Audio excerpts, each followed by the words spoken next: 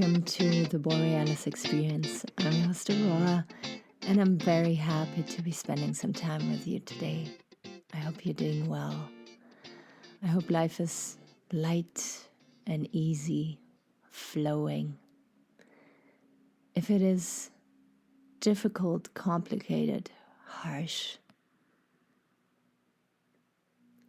really bad at the moment, I hope I can give you energy. I hope I can give you hope. I hope I can give you tools to help you get to know yourself better, to recharge your batteries. The better you know yourself, the better decisions you're going to make. The stronger, healthier boundaries you're going to set. It's really important. It's something that I'm still learning to say no when in the past I said yes to please or appease somebody. Sometimes a no is way healthier for you than a yes with compromises. There's no doubt about it, right? Today's episode I will label say yes to yourself and no to compromises. In season 1 and 2 and even 3, I think I talk a lot about self-care and how you can better take care of yourself and the importance of alone time. And in season 5 here, I want to emphasize the importance of alone time one more time. It is so critical that you spend time with yourself and that you know that spending alone time, spending time with yourself doesn't mean to watch TV on your own or to go to the bar and drink by yourself or to binge eat. Alone time, for me, what I'm learning right now with a coach, can be a time where you process feelings and thoughts, where you brainstorm. Alone time can also mean being present, fully present with what is. And if you can imagine going for walks, I really encourage you to going for walks, little walks every day, just a couple minutes, just 15 minutes to start out, and to be fully present with your environment. You can set an intention for every walk, but presence is something really magical. You don't have your phone, you don't have a podcast running in the background, not even mine. It is just you walking around the neighborhood, of course not putting yourself in any danger, and being present with what happens around you. All too often we rush from A to B and try to do 20,000 things at a time, where we could actually relax and reconnect to ourselves. I find it also helps with feeling less lonely, feeling more connected. The more connected you feel to yourself, the more connected you feel to your surroundings. And that's really fascinating to observe. The better you feel with yourself, the better you will feel with people. The more accepting you are with yourself, the more accepting you're going to be with other people. You know, people who are very judgmental, perfectionists, they're usually very, very harsh on themselves and on others. They accept the same from others that they accept from themselves, and the standard is usually way too high and not easy to maintain. for others outside of your bubble. So these walks that I encourage you to do several times a week can really help you to reconnect to yourself, to reconnect with your environment, and to be there in the moment. And if you have your mind, your monkey mind, your beautiful little monkey mind that always wants to be busy, creeping up on you and coming up with to-do lists, brainstorming, processing of arguments, of conversations that might happen in the future, of conversations that happened in the past, then you can just learn to turn the volume down and to let it sit in a corner for a little bit. And then tune back into your breath, into what is happening around you.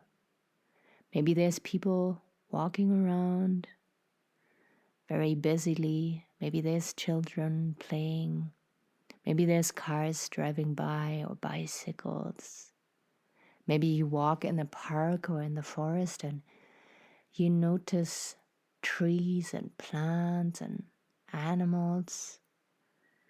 And it's funny because while I describe this silent walk or quality alone time walk to you, I feel very relaxed already. Maybe you observed somebody in the past who, in a waiting line, was not looking down on his or her phone, who was just looking at you and smiling and saying hello, who was engaging in a conversation with the cashier or with the person sitting next to him or her on the bus. I feel we use our phones for very important things, don't get me wrong. I love my phone, I love the internet, I love Facebook, everything about it.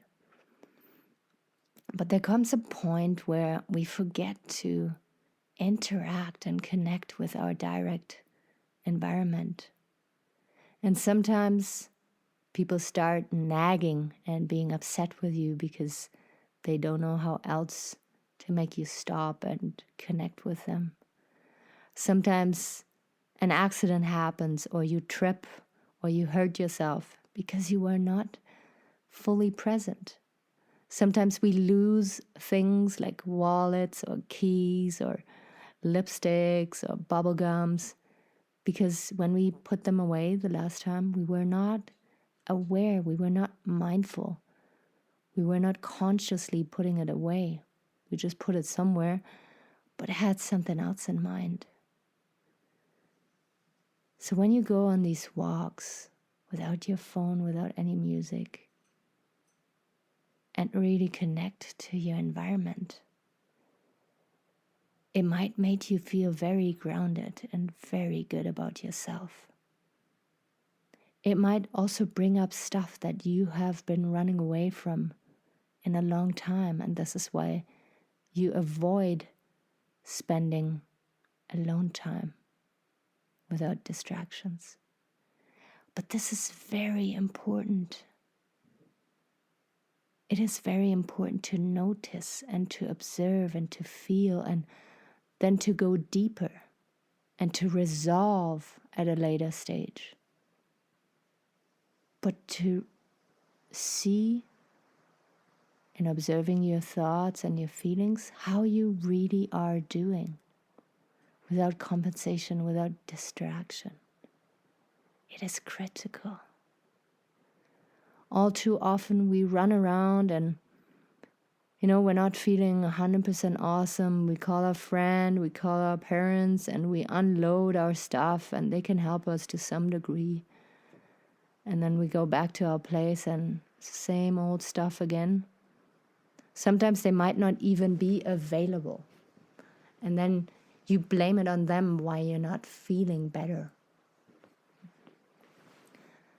This little practice here that I'm sharing with you today is going to help you to be more sufficient. Of course you call a friend when you're not feeling good. Of course you call your parents or guardians or whoever you'd like to talk to when you're not feeling well. But I want to give you these tools for you to know that you can also help yourself. You can only be there for you so much when you have a very distracted life and compensation. Allow some time to yourself. Allow some time of no distraction. And you will see that you will maybe even sleep better, make better food choices, be more content in life in general, more confident.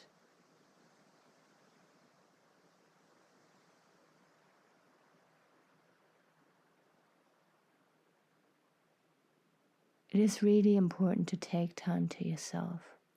In between meeting friends, in between work and meeting up with your partner. And your partner will feel inspired and maybe also start a self-empowering journey. And it can improve relationships so drastically. The better you feel about yourself, the more content you are with yourself, the better partner you can be. Thank you so much for listening. If you have subscribed, thank you so much from the bottom of my heart.